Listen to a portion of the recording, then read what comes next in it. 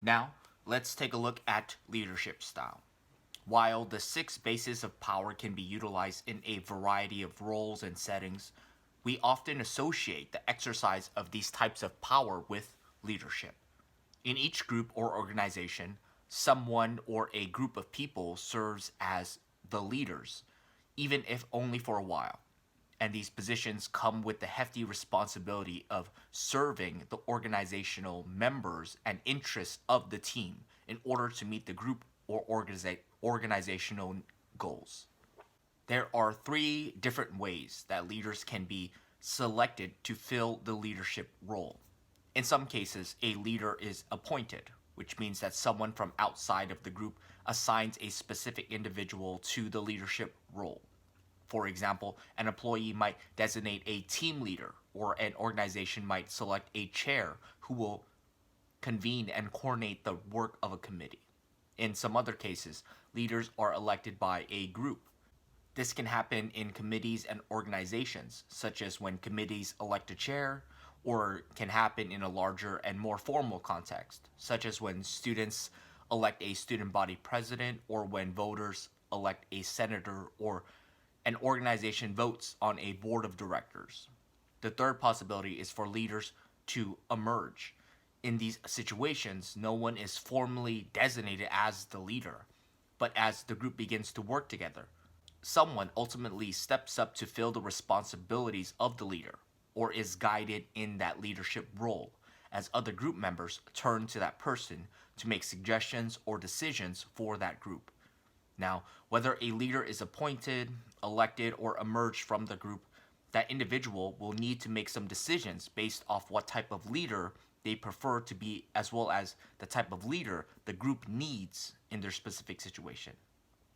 Goldman identified six different leadership styles, and each of them is best matched to a specific type of situation and has a different impact on the organization's climate and ability to achieve results. The six leadership styles are coercive, authoritative, affiliative, democratic, pace setting, and coaching. Now, to start, let's go over coercive leadership. The coercive leadership style relies heavily on the use of coercive power. The coercive leadership style involves a top to down approach in which the leader tells others what to do and demands immediate compliance. Coercive leadership reduces individuals' flexibility, can make others feel disrespected and undervalued, and can have a damaging effect on the reward system and team cohesiveness and morale, especially if deployed in an inappropriate context. While all of these negative impacts might sound like a coercive leadership style should never be used, there are some situations in which it is the most effective leadership style. During clear emergencies or when a turnaround is quickly needed within an organization. During emergencies, in which is of the essence, teams need to move quickly and have a clear direction. Imagine an earthquake just shook apart several buildings, or that there is a tornado barreling towards you. In these situations, lives are in danger, and every moment matters. So, having a leader who is well versed in the emergency management plans, issuing orders, and coordinating a rapid response is necessary to save lives. The same can be true with a business or organization. If a company is falling apart and is about to go bankrupt because of ineffective practices, a leader who can come in, shake things up, and get the company back on track quickly will be able to save the organization and people's jobs. This style can be used to help get a struggling employee back on track for success. Now, it is important to note that these situations are rare and the coercive leadership style should be used only briefly to get the group through the emergency, and even then with great caution.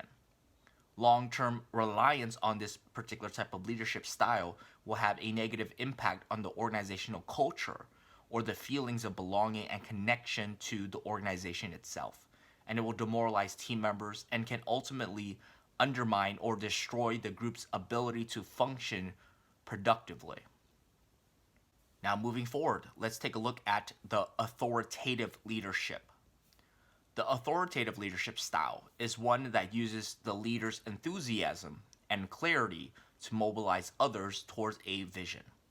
Authoritative leaders work to help others understand a larger organizational vision, see how and why their contributions matter, set clear standards for success, and implement a transparent rewards structure. Authoritative leaders also have group members that are flexible to innovate, take risks, and be creative in how they achieve their outcomes. Now, because authoritative leaders balance a clear direction and vision with empowering group members to have enough autonomy to figure out how to best achieve their goals. This leadership style has a positive impact on both organizational outcomes and group culture. Of all the leadership styles, this style tends to be the most effective in most situations. Now, moving forward, let's take a look at affiliative leadership. The affiliative leadership style focuses on harmony and building emotional bonds between group members.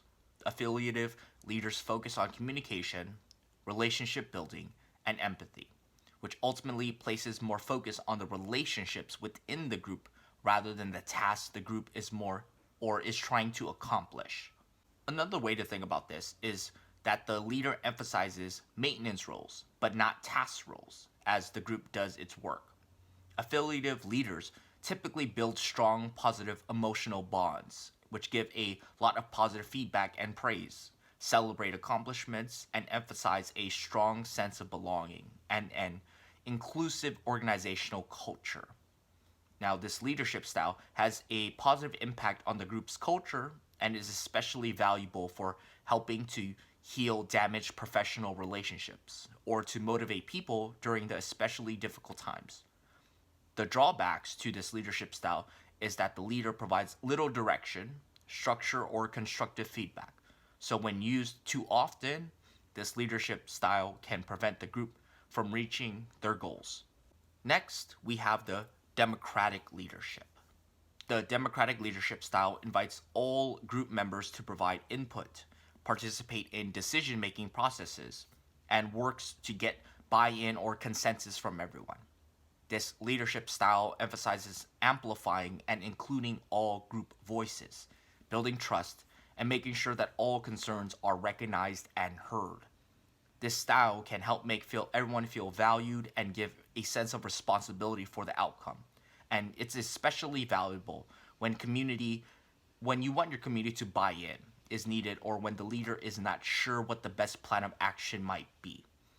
The drawbacks to this leadership style, however, are that getting input from everyone can take a long time and can lead to endless meetings and can ultimately leave people frustrated at the slow progress and feeling leaderless.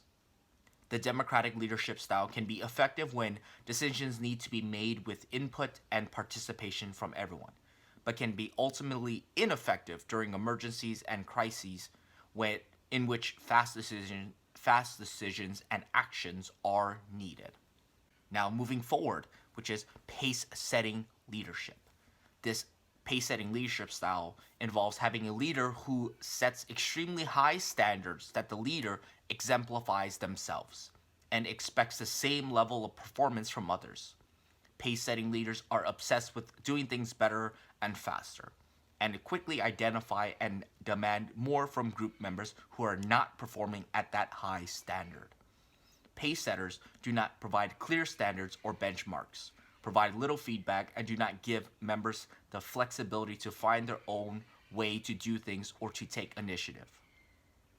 If the pace-setting leadership style is used when group members do not have the same level of competence and motivation as the leader, this leadership style can quickly lead to poor morale and can leave a team feeling directionless when the leader is not there to set the rules, since group members might not understand how their roles fit into the bigger vision.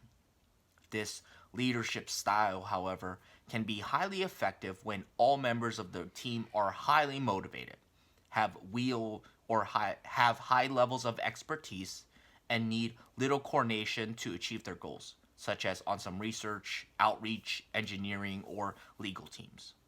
Now, the final leadership style, which is called coaching leadership.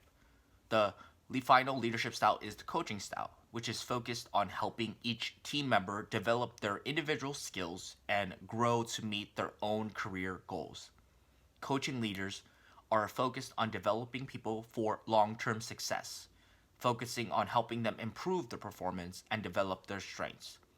Coaching leaders are invested in helping the members of their team grow and focus more on personal development than on the specific task at hand, often making suggestions that team members might want to try.